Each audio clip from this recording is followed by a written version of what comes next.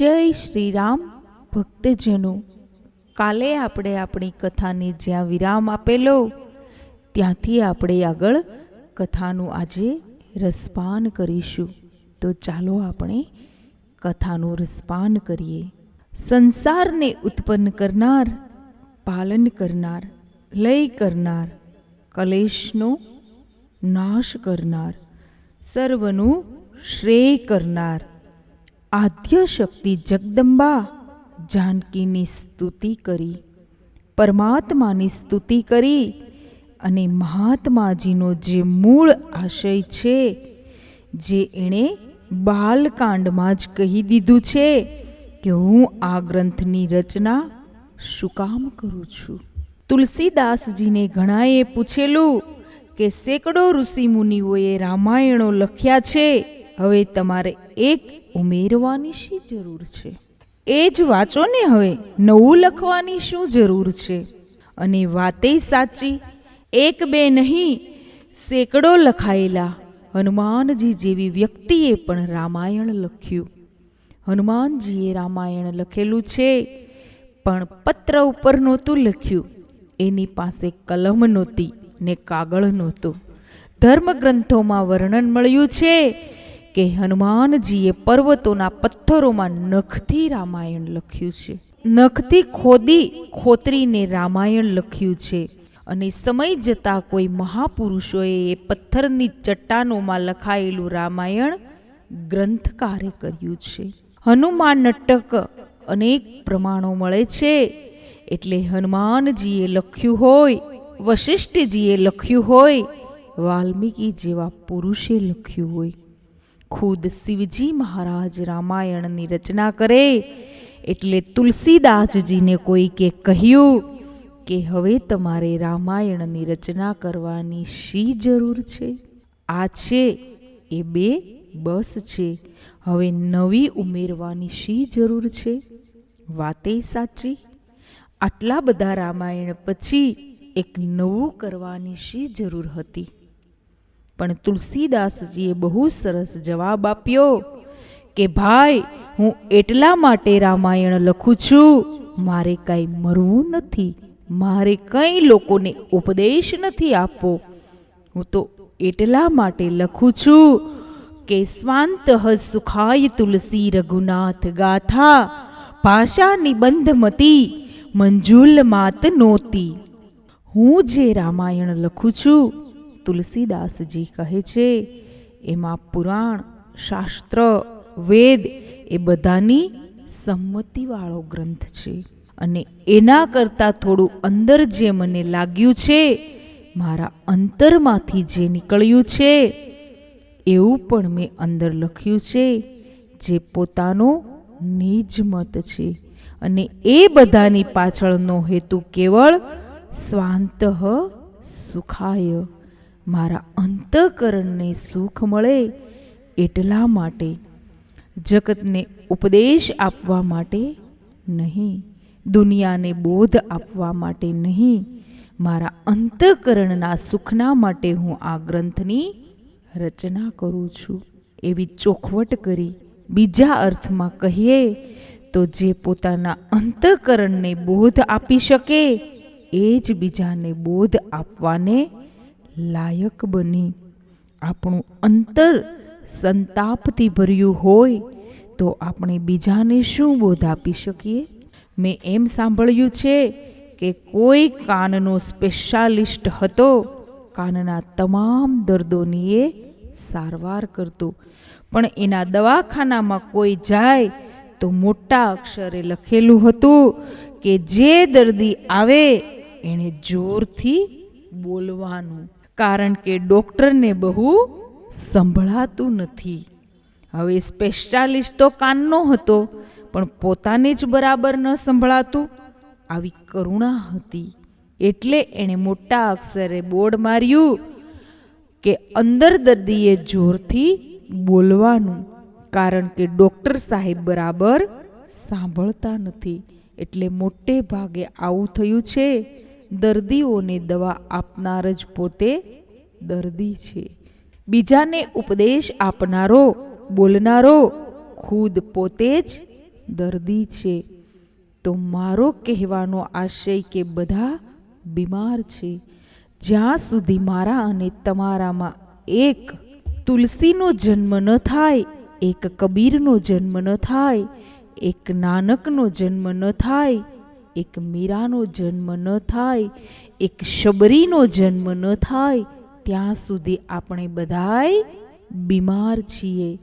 માણસને જો રજા લેવી હોય અને સરકાર રજા ન આપે, કોઈ ઓફિસમાંથી, કોઈ ડિપાર્ટમેન્ટમાંથી, તો પછી સિક સર્ટિફિકેટ મૂકે કે હું બીમાર છું. ડૉક્ટર એને પ્રમાણપત્ર આપે કે આ ભાઈ અનફિટ છે હમણાં ઓફિસમાં આવવા માટે, એટલે એને રજા મળી જાય. શું આપણને એમ નથી લાગતું કે આપણે સવારે રોજ પૂજા કરીને ભગવાનની આગળ સિક સર્ટિફિકેટ મૂકવું જોઈએ કે હજી હું બીમાર છું, હજી હું બીમાર છું? જ્યાં સુધી જીવનમાં એક શબરીનો જન્મ ન થયો હોય ત્યાં સુધી રોજ એક એક સિક સર્ટિફિકેટ મૂકો. સવારના चालू ज राखो. हम लोग बीमार ही तो है, दर्दी है, और दूसरों के इलाज की बातें करते हैं. અને વાતો કરે છે એનું કારણ પણ એ જ છે કે દર્દી હોય ને એને દવાનું બહુ ધ્યાન હોય. જે દર્દી જ છે એને દવાનો બહુ ખ્યાલ હોય. આ કર્યું હોય, આ કર્યું હોય, કેટલી દવાઓ કરી હોય. સૌરાષ્ટ્રમાં એમ કહેવાય છે કે એક ભાઈને આંખમાં ફૂલું પડ્યું. ફૂલું શબ્દ ખ્યાલ આવે છે. આંખમાં સેજ સફેદ ફૂલું પડે છે. એને કેટલાયને પૂછ્યું. કોઈ કહે શાહી આંજો, કોઈ કહે તમે આવા ટીપા પાડો, કોઈ કહે ફલાણા પાંદડાનો રસ નાખો. જેટલાએ કીધું એટલા બધાની દવા કરી. મહિનામાં એવું થયું કે આંખ વહી ગઈ અને ફૂલું રહી ગયું. જે કાઢવું હતું એ રહી ગયું, જે રાખવું હતું એ જતું રહ્યું. તો આંખ ગઈને ફૂલું રહ્યું. મારી અને તમારી દશા આ છે. દર્દી છીએ ના, એટલે અનેક દવાઓ ઇસ્તેમાલ કરીએ છીએ. નહીતર સૌથી મોટી દવા તો એક જ હતી. જાસુ નામ ભવ ભેષજ હરન ઘોર ત્રયશૂલ. સંસારના તમામ દર્દોથી મુક્તિ આપે છે, જેનું નામ બસ એ જ નથી પકડાતું, અને બીજી દવાઓ માટે દોડાદોડી કરીએ છીએ. કળયુગમાં જે ઔષધિ બતાવી હોય એ ઔષધિ પકડી લેવી બસ. બહુ ખુલ્લું દર્દ છે અને સીધી ઔષધિ છે, પણ એ નથી પકડાતી. બીજું બધું પકડાય છે. મને ખરેખર એક માણસે પૂછેલું એટલે જવાબ આપું છું. મને એક યુવાને એમ પૂછ્યું કે તમે એમ કહો છો કે કેવળ ભગવાનનું નામ જ કાફી છે, તો પછી તમે ભાષણ શું કામ કરો છો? એણે મને જ પડકારી. કહે તો પછી આ બધું ભાષણ કરવાની શી જરૂર છે? રામ રામ જ બસ છે. ઉદ્ધાર કરવા માટે રામ નામ જ કાફી છે. તો પછી કથાઓ કહેવીને બધાને બેસાડી રાખવા અને દાખલાને દ્રષ્ટાંતો આપવા અને સમજાવવું અને સિદ્ધાંતોની વાતો કરવી, આ બધું શું? ક્યાં તમાશા હે? બનેલી ઘટના છે. કોઈએ પૂછ્યું હશે પહેલાં અને સંતોએ જવાબ આપ્યો હશે, એ મને ખ્યાલ, એ મેં એને આપ્યો. મેં કહ્યું ભાઈ, લડાઈ કરવી હોય ને તો તોપ જોઈએ, બંદૂક જોઈએ, મશીનગન જોઈએ, દારૂગોળો જોઈએ.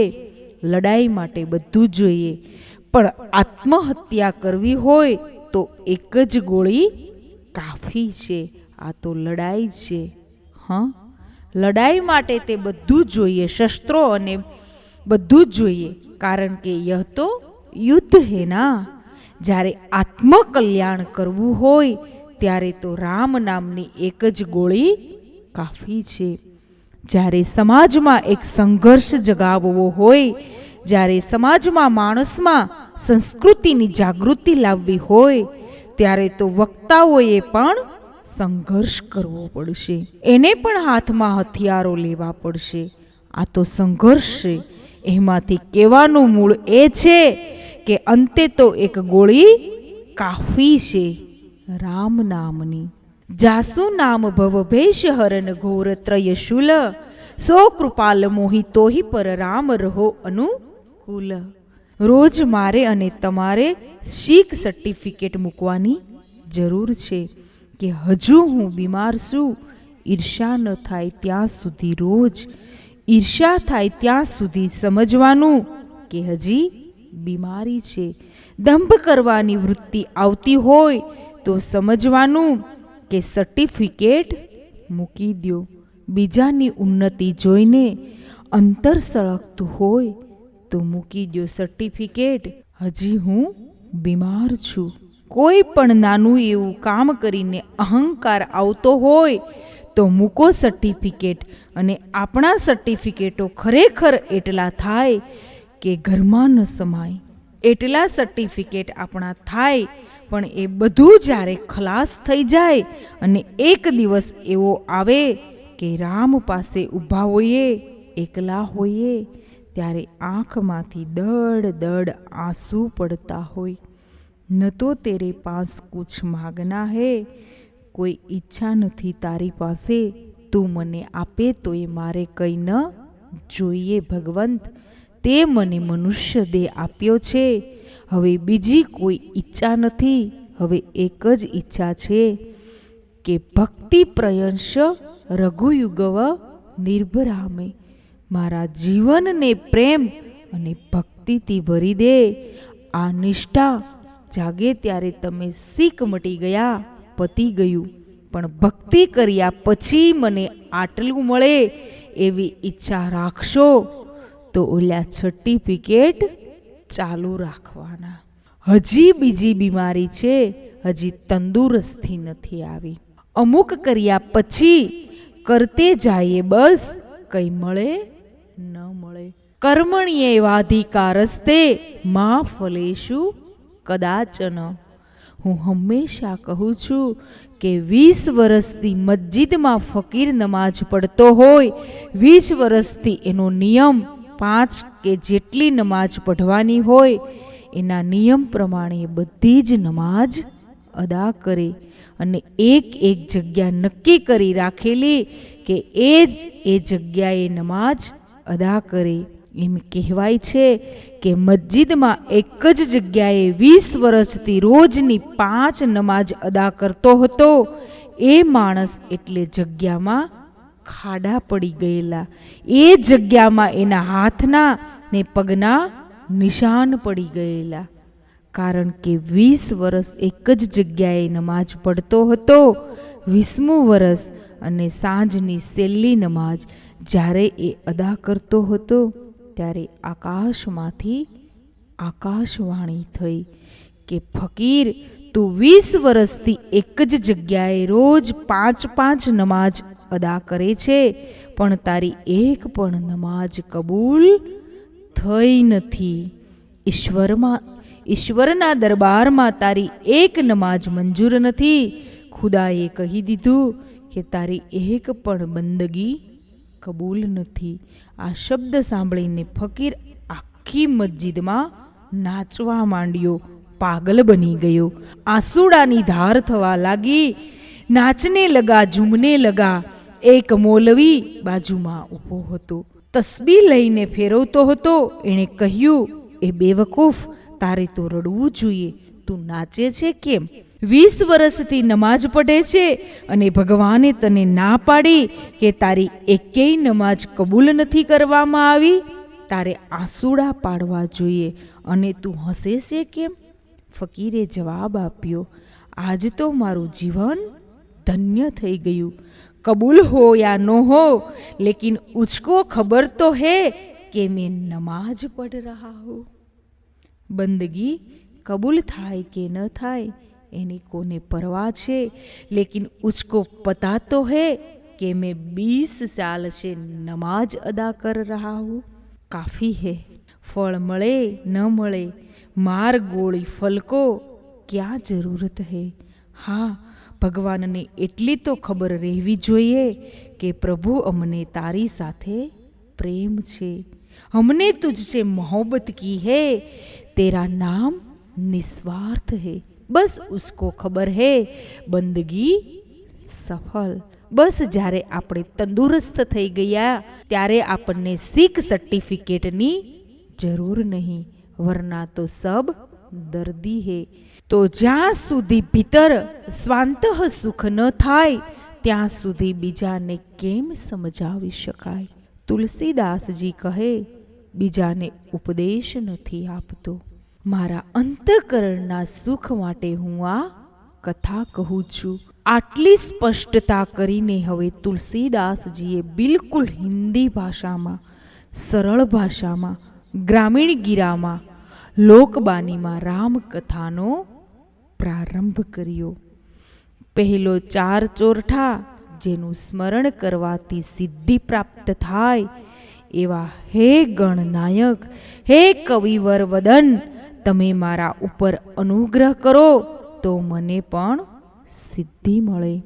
હવે તુલસીજી તો આટલા મોટા ત્યાગી પુરુષ અને હજી સિદ્ધિ જોઈતી હતી કે ગણપતિની પાસે એમણે સિદ્ધિ માગી.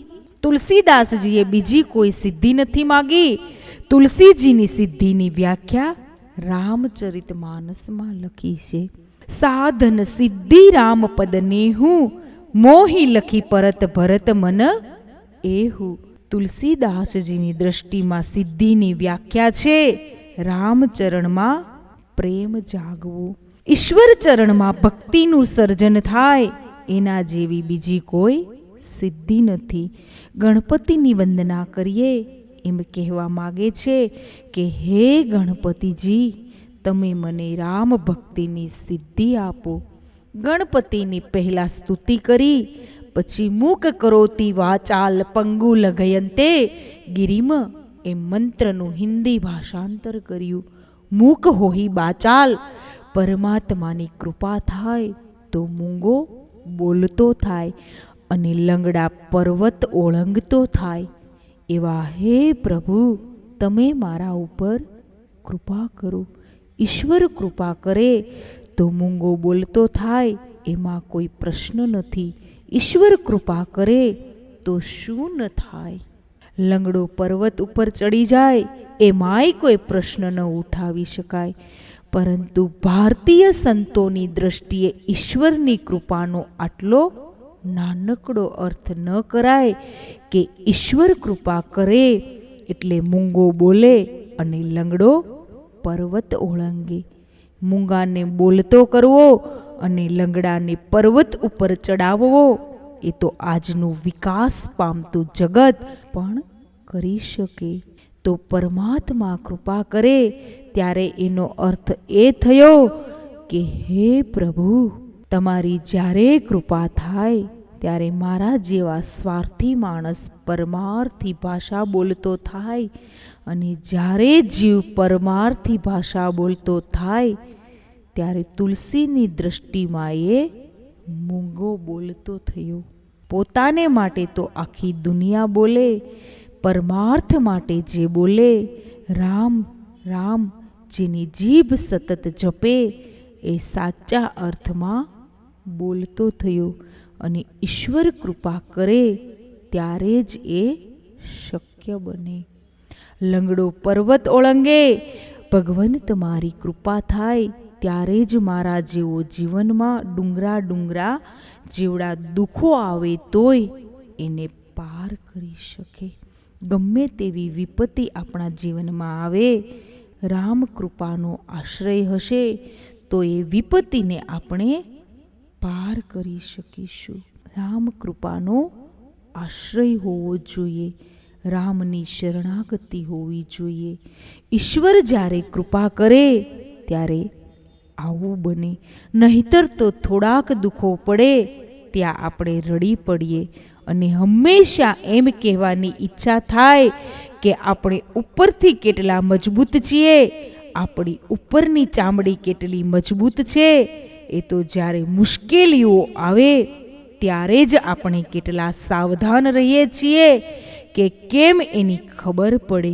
બધી સુવિધા હોય ત્યારે તો બધા વેદાંતની વાતો કરે, પણ મુશ્કેલીએ શ્રદ્ધા કેટલી ટકે છે આપણામાં?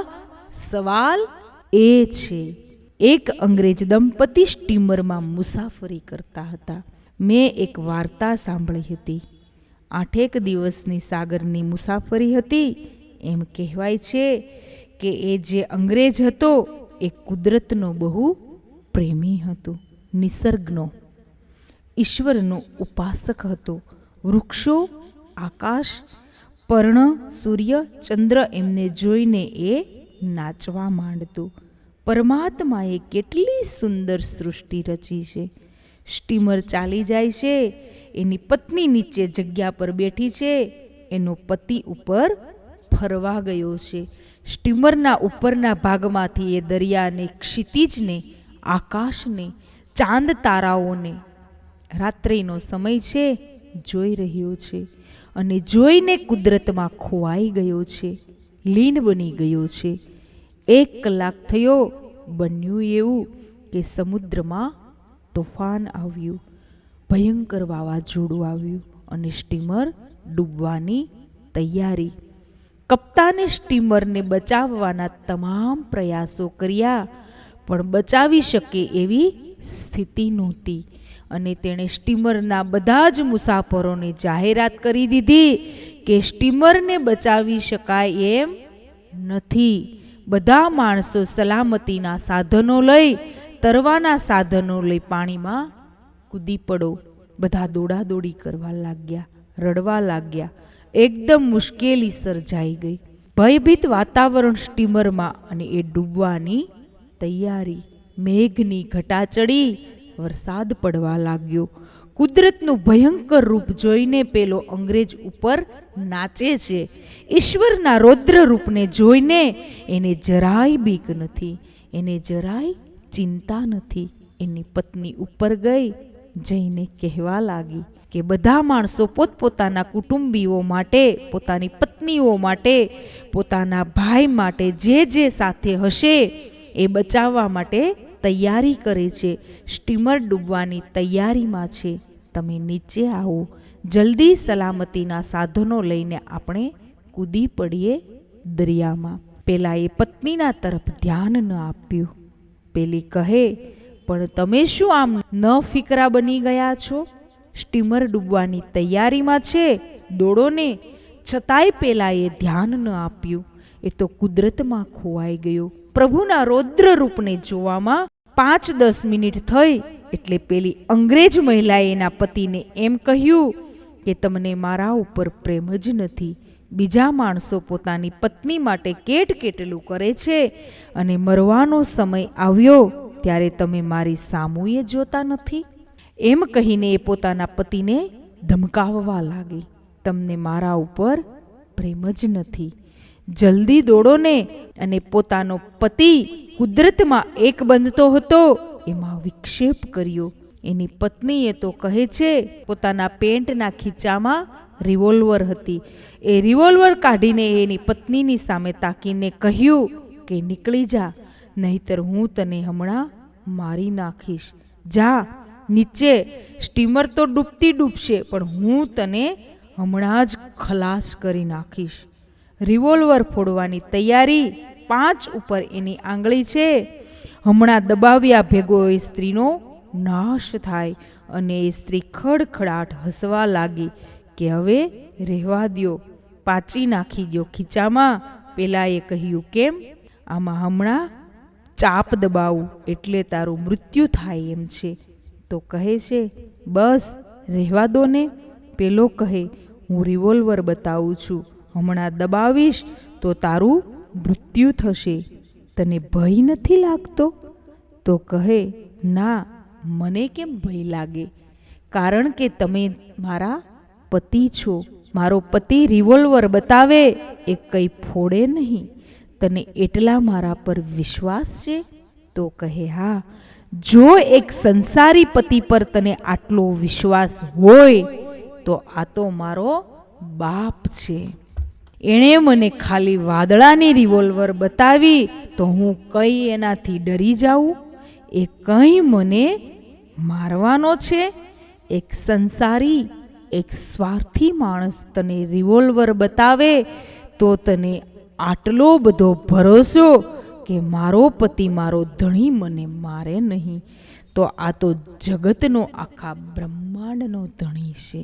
હમણાં ચંદ્ર દેખાતો હતો અને હમણાં એણે વાદળીની ઘટા કરીને આપણને રિવોલ્વર બતાવી. તો શું કંઈ આપણે ડરી જવાનું હોય? એ તો આપણને રિવોલ્વર બતાવીને કસોટી કરે. આવો વિશ્વાસ જ્યારે નિર્માણ થાય ત્યારે કહી શકાય કે હે પ્રભુ, ગમે તેવા ડુંગરા જેવા દુઃખો આવે તોય હું ચડી જઈશ. પણ જો આવી નિષ્ઠા જાગે તો વાતાવરણમાં આપણે હેરાન થઈ ગયા એવું બોલવાવાળાનું આ કામ નહીં. તમે ઘણા માણસો જોજો, રોતા જ હોય છે. બસ હું હંમેશા એની જ ચર્ચા કરું છું. રડતા જ હોય. ઈશ્વરે ગમે તેટલું આપ્યું હોય પણ રોતા જ હોય. એ ક્યારે હસશે? એ બીજા જન્મમાં હશે તો ખબર નહીં. સવારમાંથી તમે પૂછો તો આખો દી તમને રોતલ જ જવાબ જ એની પાસેથી મળે. આપણે કહીએ કે કેમ આમ સાના મના બેઠા છો? બપોરના 3 વાગે તમે એને પૂછો તો એ સવારથી શરૂઆત કરે. જુઓ ને, સવારમાં હું તો હજી દાંતણ કરીને ચા પીતો હતો ત્યાં ટેલિફોન આવ્યો કલકત્તાથી.